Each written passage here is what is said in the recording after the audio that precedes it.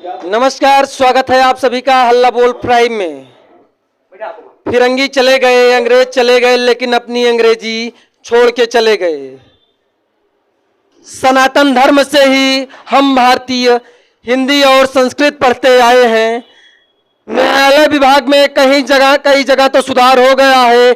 चंद्र राज्यों को छोड़कर उत्तर प्रदेश, बिहार, मध्य प्रदेश, इन कुछ चंद राज्यों को छोड़कर अपनी मातृभाषा हिंदी और स्थानीय भाषा को हम भारतीय खुद भूल चुके हैं कि न्यायालय में इंग्लिश में हमको न्याय मिलता है। और हम भारतीय किसान, हम भारतीय मजदूर सनातन से हिंदी पढ़ते आए हैं। धारा 3 अनुच्छेद 348 कैसे खत्म होगा, इसी के लिए आज हमारे भारतीय भाषा आंदोलन का एक जन आंदोलन चलाया जा रहा है, जिस काशी से निकली है ग्वालियर में समाप्त होगी और आज प्रतापगढ़ पहुंची है। चलिए कुछ संभ्रांत लोग हैं, इनसे बात करेंगे कि कैसे हम अपनी मातृभाषा को, लोगों को मातृभाषा में, स्थानीय भाषा में न्याय मिले, इस विषय बात करेंगे। भाई साहब नमस्कार, क्या नाम है आपका? पूर्णांशु ओझा। पूर्णांशु ओझा जी, कैसे ये हम अपनी मातृभाषा को आगे ला सकते हैं और विश्व पटल में इसकी अमिट छाप छोड़ सकते हैं, जैसे आज फिरंगी अपनी भाषा कहीं ना कहीं छोड़ चुके हैं? जी, पिछले दिनों एक कार्यक्रम में आदरणीय प्रधानमंत्री नरेंद्र मोदी जी ने इस बात की चर्चा की कि हर जगह अपनी मातृभाषा में कार्य शुरू हो गए हैं भारतवर्ष में, लेकिन न्यायपालिका में अभी भी, चाहे वो सुप्रीम कोर्ट हो, चाहे वो हाई कोर्ट हो, चाहे वो नीचे की कोर्ट हो, हर जगह अभी भी इंग्लिश में ही, अंग्रेजी में ही पत्राचार और सब कुछ हो रहा है।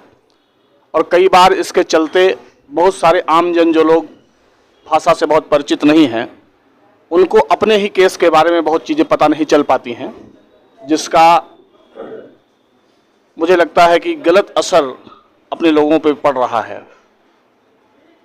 और ये जो आंदोलन आज, जिसके तहत हम लोग आज प्रतापगढ़ में एकत्रित हुए हैं, भारतीय भाषा आंदोलन, ये एक ऐसा विषय है जो कि न्यायपालिका में अपनी मातृभाषा हिंदी में पत्राचार भी हो, उसकी किताबें हिंदी में उपलब्ध हों, जो जजमेंट आ रहे हैं वो भी हिंदी में हो। इससे आमजन लोग भी न्यायपालिका के मुद्दों से, न्यायपालिका के विभिन्न प्रारूपों से परिचित हो सकेंगे। और मुझे लगता है ये एक बहुत अच्छी शुरुआत है। और जिस तरह भारतीय भाषा आंदोलन को लेकर जागरूकता आज इस कार्यक्रम में प्रतापगढ़ में दी गई है, राष्ट्रीय अध्यक्ष आर भारद्वाज जी भी थे, पूनम गौर जी भी थी, आशीष राय जी भी थे, और प्रतापगढ़ के बहुत ही संभ्रांत विद्वज्जन यहाँ पे इस कार्यक्रम में उपलब्ध थे। मुझे लगता है एक बहुत अच्छी छाप भारतीय भाषा आंदोलन के लोगों ने यहाँ पे छोड़ी है। और मुझे लगता है कि इसका बहुत दूरगामी जो परिणाम होगा, बहुत सुखद परिणाम होगा, ऐसी उम्मीद मैं करता हूँ। हम इन फिरंगियों की भाषा को कैसे पिछाड़ कर आगे आ सकते हैं, भाई साहब जानेंगे। कैसे ये जो फिरंगी अपना जाल बिछा के चले गए, आपसे जुड़ेंगे, जानेंगे कैसे अपनी मातृभाषा को, स्थानीय भाषा को हम राजनीति के विश्व पटल पर ला सकते हैं। जी, भारत देश हिंदी भाषी रहा है। हिंदी अपने आप में एक लोकप्रिय भाषा है, लेकिन अंग्रेजों ने जो छाप अपने शासनकाल में देश पर छोड़ी, उसका प्रभाव उससे प्रभावित लोगों पर के कारण आज भी हमारे देश में है।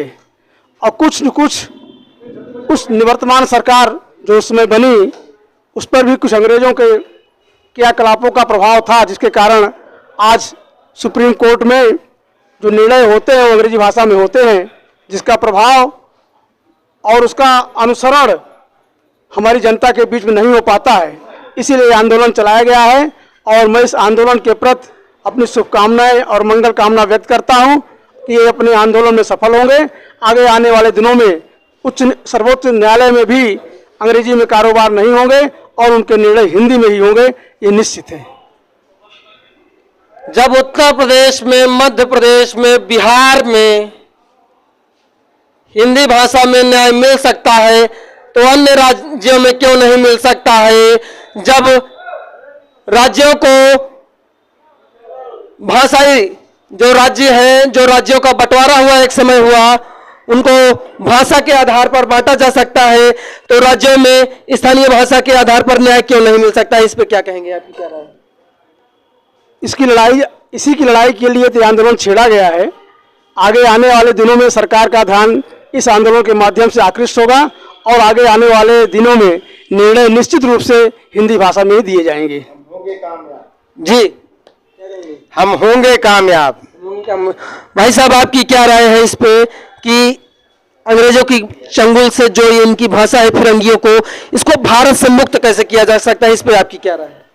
राय ये है कि ये जो है त्रिभाषा फार्मूला ये लागू किया जाए भारतवर्ष के अंदर, जबकि इसकी मांग बहुत पहले से चल रही है। त्रिभाषा का मतलब है अंतर्राष्ट्रीय भाषा, और जो है राष्ट्रीय भाषा, अंतर्राष्ट्रीय भाषा इंग्लिश है, राष्ट्रीय भाषा हिंदी है, और मातृभाषा, मातृभाषा मतलब क्षेत्रीय भाषा। जब ये तीनों का फार्मूला ये पहले से ही इसकी डिमांड चल रही है, बहुत पहले से चल रही है, लेकिन इस पर बहुत सारे बहस हुए हैं, बहुत सारे शिक्षाविद विचार दे रहे हैं, लेकिन इसको पूरी तरह से लागू नहीं किया गया है। क्योंकि जब क्षेत्रीय भाषा में अगर निर्णय दिया जाता है तो वो जो है नीचे से लेकर के ऊपर तक के जितने तबके हैं, गरीब हैं, जो कम पढ़े लिखे हैं, उनको अपनी क्षेत्रीय भाषा या मातृभाषा से उनको जो है जब मिलता है, आदेश मिलता है, तो कमोवेश उनको समझ आ जाती है और वो समझ भी लेते हैं कि हमारा जजमेंट क्या हुआ है।